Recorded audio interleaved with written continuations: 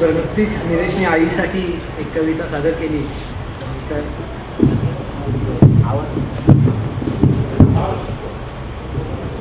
तर निलेशच्याच आईमध्ये मला माझ्या आईची आठवण झाली, त्यामुळे आईसाठी काही ओळी समर्पित करू इच्छितो. भासत असते मला नेहमी नभासारखी आई, की भासत असते मला नेहमी नभासारखी आई, घरात सुद्धा राहत असते घरासारखी आई. क्या बात. की भासत असते मला नेहमी नभासारखी आई, घरात सुद्धा राहत असते घरासारखी आई, आणि कुठलाही झाला नसता भेदभाव कधीच येथे, की कुठलाही झाला नसता भेदभाव कधीच येथे, दुनिया जर का झाली असती तुझ्यासारखी आई, दुनिया जर का झाली असती तुझ्यासारखी आई, दुनिया जर का झाली असती तुझ्यासारखी आई. आणि गझल मांडतो, जास्त काही बोलत नाही, डायरेक्ट गझलवरती जातो. गझलचा म्हटलं असं आहे की जिंदगीचे हेच गाणे गुणगुणत मी राहिलो, की जिंदगीचे हेच गाणे गुणगुणत मी राहिलो, समीकरण या जीवनाचे सोडवत मी राहिलो. की जिंदगीचे हेच गाणे गुणगुणत मी राहिलो, समीकरण या जीवनाचे सोडवत मी राहिलो, आणि आजही वाटेवरी त्या हुंदका बोलत असे, की आजही वाटेवरी त्या हुंदका बोलत असे, दूर तू गेलीस अनका ये म्हणत मी राहिलो, दूर तू गेलीस अनका ये म्हणत मी राहिलो. आणि शेर आहे की कालच्या रात्रीस माझ्या रंग होता वेगळा. वा वा, रात्र आली की लगेच खुल्ले कसे. की कालच्या रात्रीस माझ्या रंग होता वेगळा, काकना समवेत रात्री किनकिनत मी राहिलो, काकना समवेत रात्री किनकिनत मी राहिलो, आणि वादळाशी झुंज गेली मी पुन्हा डोळ्यातल्या. शेरा की वादळाशी झुंज गेली मी पुन्हा डोळ्यातल्या, आसवे डोळ्यामध्ये मग थोपवत मी राहिलो, आसवे डोळ्यामध्ये मग थोपवत मी राहिलो. आणि एक वेगळं वास्तव असं की बदलला सारा जमाना, काळ सुद्धा बदलला, की बदलला सारा जमाना, काळ सुद्धा बदलला, बदलना जातीत झाला पूर्ववत मी राहिलो, बदलना जातीत झाला पूर्ववत मी राहिलो.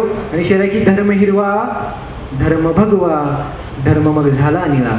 या एका शेरातून तुम्ही आज मला लक्षात ठेवलं तरी चालेल, मला पुरेस आहे.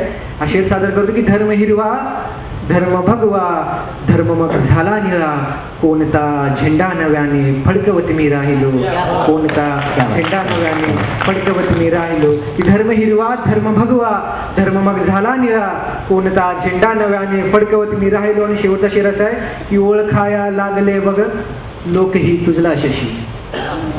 शिक्का मक्ता साजरा करतोय की ओळखाया लागले बघ लोक बघ तुझला शशी, माझ्या नावाप्रमाणे चंद्रवत मी राहिलो, माझ्या नावाप्रमाणे चंद्रवत मी राहिलो, जिंदगीचे हेच गाणे गुणगुणत मी राहिलो. त्याने अतिशय सुंदर गझल सादर केली. ह्याची मला शिल्पा देशपांडेंचे एक दोन शेर आठवतात की चष्मा जरी पाहतो सूक्ष्मात बारकावे, तुझे गझलेमधून सांगतोय.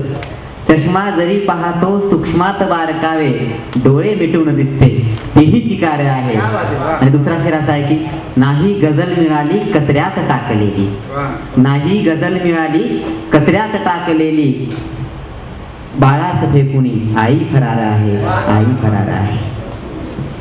धन्यवाद. क्या बात आहे. खरं तर शशी म्हणाला रात्रीचा उल्लेख वगैरे वगैरे, पण खरं तर म्हणजे आता काय बोलावं त्याच्यात. तो म्हणाला की रात्री चंद्राप्रमाणे नावाप्रमाणे चंद्रवत मी राहिलो. आता शशी हा रात्रीच असतो, यावेळी स्वतः एक रात्र आहे. आणि सगळ्यात महत्वाची गोष्ट म्हणजे काय की आपण सगळ्यांनी ऐकलं की जे न देखे रवी ते देखे कवी, जे न देखे रवी ते देखे कवी. पण यावर अशोक नागवकर सर फार सुंदर म्हणतात तसं काही नाहीये, कवी नेहमी रात्रीच्या प्रवासाला निघतात, त्यामुळे जे ना देखे रवी ते देखे कवी, असं ते इतकं साधं गणित आहे. ते समजून घेतलं सोपं जातं असं मला वाटतं. त्यानंतर हर्षाली घोरेला मी मंचावरती आमंत्रित करतो. देशसाठी फक्त नक्षत्रे ओंजळीत तुझ्या मी वेडी परिजात उधळते, नक्षत्रे ओंजळीत तुझ्या मी वेडी परिजात उधळते, तू बकुळीचा गर्द सुगंध मनी माझ्या चाफा फुले, तू बकुळीचा गर्द सुगंध मनी माझ्या चाफा. अर्थात मला माहिती आहे निलेशची काय ओळख आहे कॉलेजमध्ये. निलेशही काही कमी कन्हैया नाहीये याचा अनुभव आम्ही घेतलाय देवगिरी कॉलेजला. दुसरी कविता सादर करते. कवितेचं शीर्षक आहे कुंकवाचं भाडं. घरामध्ये चार चार खाणारीचं तोंड, घरामध्ये चार चार खाणारीचं तोंड, इवली टिवली पोरं वर दातल्याची सोंड. घरामध्ये चार चार खाणारीचं तोंड, इवली टिवली पोरं वर दातल्याची सोंड. पुशितेचं माय तरी करी रोज मार झोड, सुकविते माय माझी रोज कुंकवाचं भाडं. सुकविते माय माझी रोज कुंकवाचं भाडं. तिच्या हातामध्ये इळा इळा खुरप्याचा जोड, तिच्या हातामध्ये इळा इळा खुरप्याचा जोड, राबरल्या हाताला डोंगराचे फोड. तिच्या हातामध्ये इळा इळा खुरप्याचा जोड, राबरल्या हाताला डोंगराचे फोड. संसाराच्या नांगराला तिच्या एकलीचा जोड, सुकविते माय माझी रोज कुंकवाचं भाडं. सुकविते माय माझी रोज कुंकवाचं भाडं. घाम गाळता गाळता करी हाडाचंच पाणी, घाम गाळता गाळता करी हाडाचंच पाणी. नाही मास नाही हाड उरे नुसतीचं काढ, नाही मास नाही हाड उरे नुसतीचं काढ. बांधावर उन्हात एकलच जणू बाभळीचं झाड, बांधावर उन्हात एकलच जणू बाभळीचं झाड. सुकविते माय माझी रोज कुंकवाचं भाडं. फाटक्या संसाराची कशी तिला ओढ, फाटक्या संसाराची कशी तिला ओढ, जळते दिव्या परी ती रीती भाती आड. पूजितेचं मनोभावे तरी सावित्रीचा वड, सुकविते माय माझी रोज कुंकवाचं भाडं. पूजितेचं मनोभावे तरी सावित्रीचा वड, सुकविते माय माझी रोज कुंकवाचं भाडं. हिशेबच येत नाही ती अडाण्याची पोरं, हिशेबच येत नाही ती अडाण्याची पोरं. दुःख कुण्या जन्माचं नसे तिला ठाव, दुःख कुण्या जन्माचं नसे तिला ठाव. तरी वाचतही नाही कधी सुख दुःखाची ही पाड, सुकविते माय माझी रोज कुंकवाचं भाडं. सुकविते माय माझी रोज कुंकवाचं भाडं. जग गेलं लई पुढं असते तिला ठाव, जग गेलं लई पुढं असते तिला ठाव. दिस सरून आजचा उद्या उगवेल, जग गेलं लई पुढं असते तिला ठाव. दिस सरून आजचा उद्या उगवेल गोड. करी घामाचं सिंचन पुन्हा जगविते झाड, करी घामाचं सिंचन पुन्हा जगविते झाड. सुकविते माय माझी रोज कुंकवाचं भाडं. सुकविते माय माझी रोज कुंकवाचं. क्या बात है. धन्यवाद. अत्यंत सुंदर कविता आपल्या समोर हो गया मेरी माँ ने आँख खोली घर में उजाला हो गया. क्या बात है. सगळ्यात महत्वाची गोष्ट आहे. यानंतर ही म्हणजे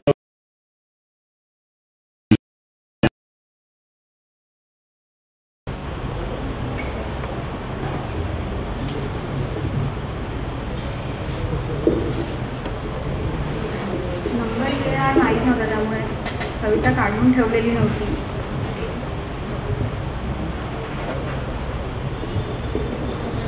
आजच्या सभागृहामध्ये महिलांची संख्या कमी असली तरी पुरुष वर्ग मोठ्या प्रमाणात दिसतोय. गेल्या वर्षी सुद्धा पुरुषांसाठी पुरुष समजून घ्यावा लागतो ही कविता मी सादर केली होती. आणि आजची कविता पुरुषांमधल्या प्रत्येक पुरुषामधल्या बाबासाठी. कवितेचं नाव आहे प्रिय बापास. तू नाही वाढवलंस मला तुझ्या उदराच्या दुलईत 9 महिने, तू नाही वाढवलंस मला तुझ्या उदराच्या दुलईत 9 महिने. की जीव घेण्या कळाही नाही सोसल्यास तू माझ्या जन्माच्या वेळेच्या. तू नाही वाढवलंस मला तुझ्या उदराच्या दुलईत 9 महिने. की जीव घेण्या कळाही नाही सोसल्यास तू माझ्या जन्माच्या वेळेच्या. पण तरीही बाप म्हणून तू घडवलंस मला अगदी मूर्तिमंत कलाकृतीसारखं. पण तरीही बाप म्हणून तू घडवलंस मला अगदी मूर्तिमंत कलाकृतीसारखं. लहानपणी मी येऊन बसायचे तुझ्या मांडीवर, लहानपणी मी येऊन बसायचे तुझ्या मांडीवर. तुझ्या गालांना व्हायचा माझ्या ओठांचा स्पर्श आणि क्षणार्धात तुझा चेहरा उजळून जायचा लख्ख नंदादीपासारखा. क्या बात, क्या बात. आई गेल्यानंतर मी पाहायचे तुझी संसारात होणारी ओढाताण. आई गेल्यानंतर मी पाहायचे तुझी संसारात होणारी ओढाताण. पण तरीही संसारातली सारी कर्तव्य तू चोख पार पाडलीस अगदी आईपेक्षाही वरचढ. स्पर्धांमधली बक्षिसं बघून हरकून जायचास तू, स्पर्धांमधली माझी बक्षिसं बघून हरकून जायचास तू. आणि भरून यायचे तुझे डोळे काठोकाठ अभिमानाने. पण कधीतरी मी सहलीचं नाव काढल्यावर पण कधीतरी मी सहलीचं नाव काढल्यावर भेदरायचा तुझ्यातला बाप माझ्या स्त्रीत्वाच्या भीती. तू पै पै जमा करून उभारत राहिलास आपल्या पडक्या घराच्या भिंती. तू पै पै जमा करून उभारत राहिलास आपल्या पडक्या घराच्या भिंती. कधी वत्सलतेने तू पांघरलंस तुझं अस्तित्व या घरावर, तर कधी शाकारत राहिलास तू मायेच्या स्पर्शाने या घराचं घरकुल. तू शिकवत गेलास मला जगण्याचे अगणित पैलू तुझ्या जगण्यातून. तू शिकवत गेलास मला जगण्याचे अगणित पैलू तुझ्या जगण्यातून. तू भरवलेल्या दूध भाताची चव आजही घोळवत राहते मी माझ्या जिभेवर. तू भरवलेल्या दूध भाताची चव आजही घोळवत राहते मी माझ्या जिभेवर. तू दिलेले स्वाभिमानाचे धडे मी अभिमानाने मिरवते या जगात, आणि तुझ्यातलं माणूस पण मी आपसुकच उतरवू पाहतेय माझ्या अस्तित्वात. पण आज निघून गेलायस तूही आईसारखाच या इहलोकातून दूर कुठेतरी क्षितिज पार कुण्या अदृष्टाच्या प्रवासाला. पण आज निघून गेलायस तूही आईसारखाच या इहलोकातून दूर कुठेतरी क्षितिज पार कुण्या अदृष्टाच्या प्रवासाला. या क्षणी वाटतंय तू गेलास त्या पाऊल वाटेने पोहोचावं तुझ्यापर्यंत. या क्षणी वाटतंय तू गेलास त्या पाऊल वाटेने पोहोचावं तुझ्यापर्यंत. परतावं पुन्हा तुझ्या कोवळ्या कुशीत, आणि तुझा हात हातात घेऊन ऐकावेत तुझे धीराचे शब्द, मी आहे ना.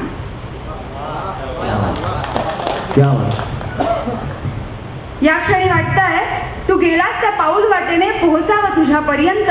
परतावं पुन्हा तुझ्या कोवळ्या कुशीत, आणि तुझा हात हातात घेऊन ऐकावेत तुझे धीराचे शब्द, मी आहे ना. पण आता मी सुद्धा सावरून ठेवलंय आठवणींचं गाठोड. संदर्भ लावत बसले आपल्या भूतकाळातील जगण्याचे, आणि अधूनमधून मीही हसू पाहतेय माझ्या धुसर होत चाललेल्या अनाथ चेहऱ्यावर.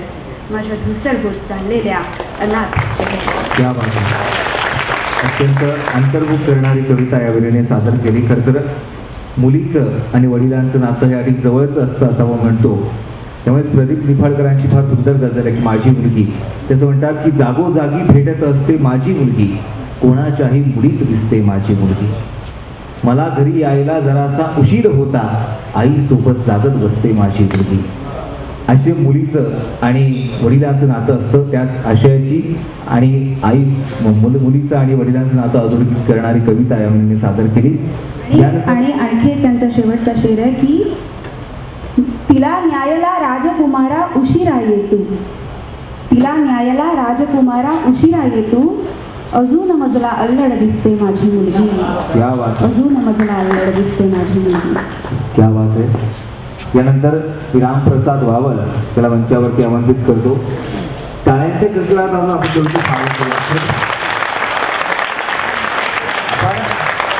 एवढा जो चांगला प्रतिसाद दिलेला आहे.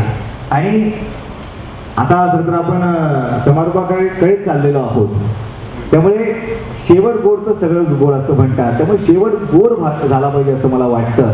कारण की आम्हाला काय हवंय, फक्त हृदयापासून साथ द्या.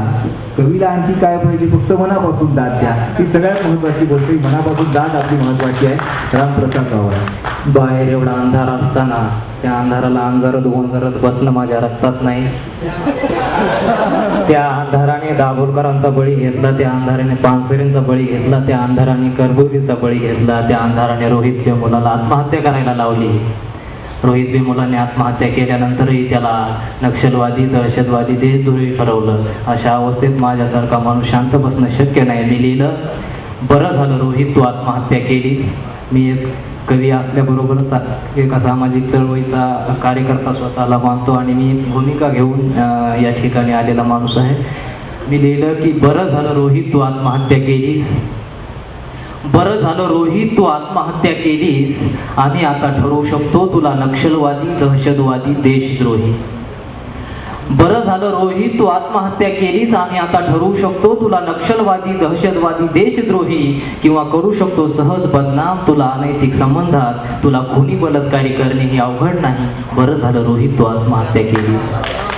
बरं झालं रोहित तू आत्महत्या केलीस. आम्ही तुझाही केला असता दाभोलकर पानसरे कलबुर्गी. बरं झालं रोहित तू आत्महत्या केलीस, आम्ही तुझाही केला असता दाभोलकर पानसरे कलबुर्गी, सापडले नसते तुझे मारेकरी, स्थापन करावी लागली असती नुसती शोध पथक, किंवा करावा लागला असता एखादा जादू टोण्याचा प्रयोग. बरं झालं रोहित तू आत्महत्या केलीस. बरं झालं रोहित तू आत्महत्या केलीस, तू लेखक होणार होतास म्हणे, विचार पेरणार होतास म्हणे. बरं झालं रोहित तू आत्महत्या केलीस, तू लेखक होणार होतास म्हणे, विचार पेरणार होतास म्हणे. आम्ही दाबला असता तुझा आवाज, केला असतं भूमिगत, टाकला असतं तुला तुरुंगात. आम्ही दाबला असता तुझा आवाज, केला असतं भूमिगत, टाकला असतं तुला तुरुंगात, किंवा कापला असता तुझा अंगठा. बरं झालं रोहित तू आत्महत्या केली. बरं झालं रोहित तू आत्महत्या केलीस, आम्हाला विषय मिळाला, आम्ही चर्चा करू, राजकारण करू. बरं झालं रोहित तू आत्महत्या केलीस, आम्हाला विषय मिळाला, आम्ही चर्चा करू, राजकारण करू. तुझ्या दुःखाचं मूळ कळणार नाही, या व्यवस्थेला तडा जाणार नाही, अशी व्यवस्था करू. बरं झालं रोहित तू आत्महत्या केलीस, आम्हाला विषय मिळाला, आम्ही चर्चा करू, राजकारण करू. तुझ्या दुःखाचं मूळ कळणार नाही, या व्यवस्थेला तडा जाणार नाही, अशी व्यवस्था करू. तुझा आंबेडकर जायबंदी केलाय रोहित, तुझा आंबेडकर जायबंदी केलाय रोहित. तोवर तुझी हत्या आत्महत्या होतच राहणार रोहित, तोवर तुझी हत्या आत्महत्या होतच राहणार रोहित, तोवर तुझी हत्या आत्महत्या होतच राहणार रोहित. तर म्हटल्याप्रमाणे आजचं वास्तव लिहिणारा कवी आहे, परंतु वेळ प्रत्येकावर येत असते. त्यामुळे ही जी वेळ आहे ती नक्कीच बदलणार आहे. आणि नवाज देवबंदी फार सुंदर म्हणतात की जलते घर को देखने वालों फूस का छप्पर आपका है, जलते घर को देखने वालों फूस का छप्पर आपका है, आपके पीछे तेज हवा है, आगे मुकद्दर आपका है. जलते घर को देखने वालों फूस का छप्पर आपका है, आपके पीछे तेज हवा है, आगे मुकद्दर आपका है. उसके कत्ल पे मैं भी चुप था, मेरा नंबर अब आया. उसके कत्ल पे मैं भी चुप था, मेरा नंबर अब आया.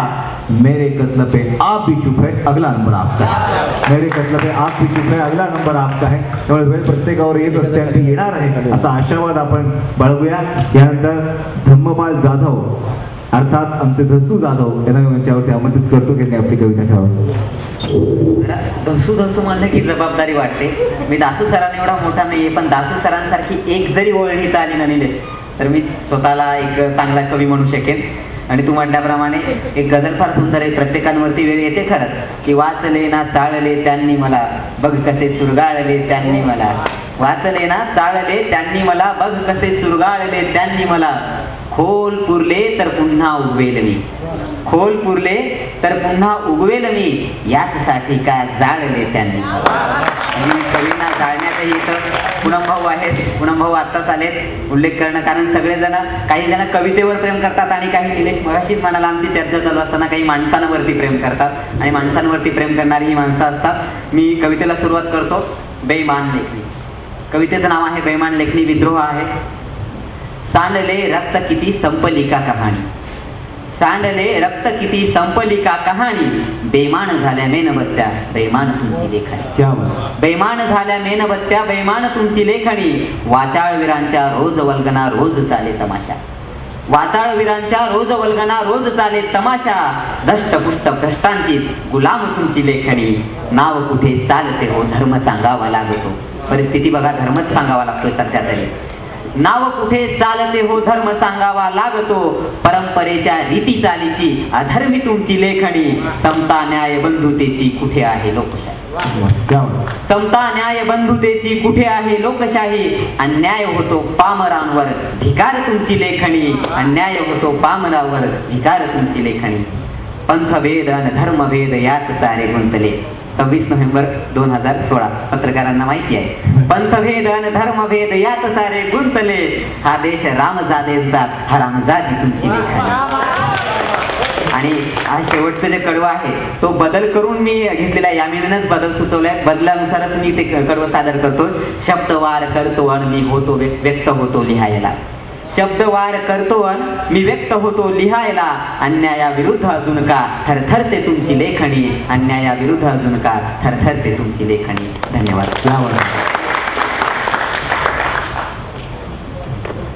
धसू जाधव यांच्या सुंदर अशा कवितेनंतर मी तुषार शिल्लक याला मंचावरती आमंत्रित करतो की त्याने आपली कविता ठेवावी. तुषार शिल्लक.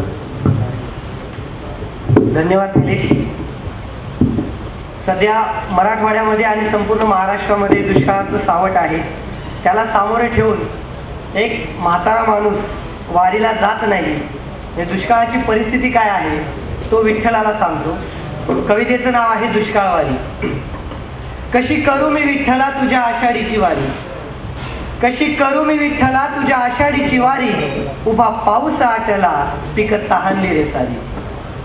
कशी गाऊ मी तुकोबा तुझ्या अभंगाची गाणी, कशी गाऊ मी तुकोबा तुझ्या अभंगाची गाणी, पीठ जात्याचं आटलं डोळ्यातून इंद्रायणी.